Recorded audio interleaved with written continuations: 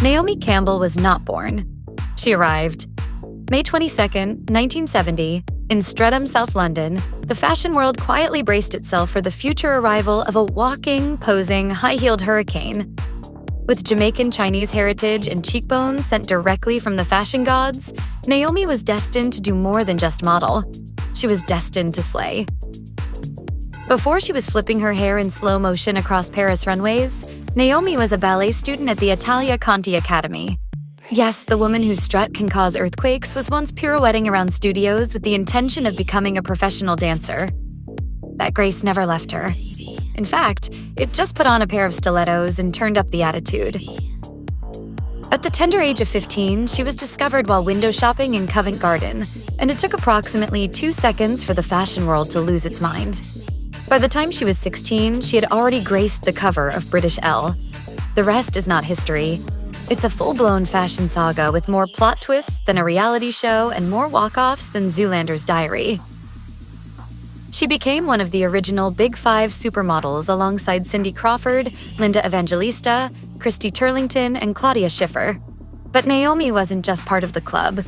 She was the one making the entrance that turned heads, raised eyebrows, and made designers cry tears of joy and fear.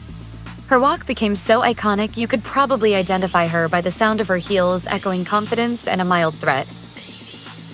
Throughout the 80s and 90s, she smashed barriers like a glamorous bulldozer. She was the first Black woman to grace the covers of French Vogue, Time magazine, and Russian Vogue, among others. She turned every catwalk into a cinematic experience. Whether she was stomping for Versace, spinning for Vivienne Westwood, or casually tripping and laughing it off in towering platforms at a Vivienne show, icon behavior. And let's talk about the attitude. Naomi wasn't just a model, she was a mood. The diva reputation? Oh, it's real. She once threw a phone. Not because she was angry, because she was Naomi. Her list of controversies is as long as a couture train, but somehow she always bounced back with a smirk and a new campaign. Jail time for assault?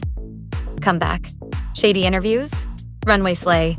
If resilience was a superpower, Naomi would be on the Avengers.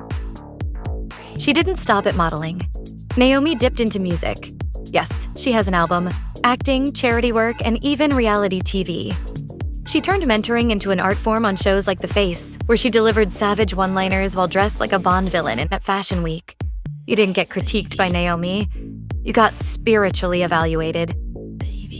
And even as the decades rolled on, Naomi never faded. In fact, she aged like wine that walks in 6-inch heels.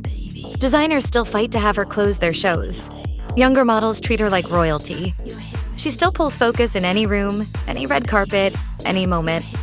And she still makes walking look like a competitive sport.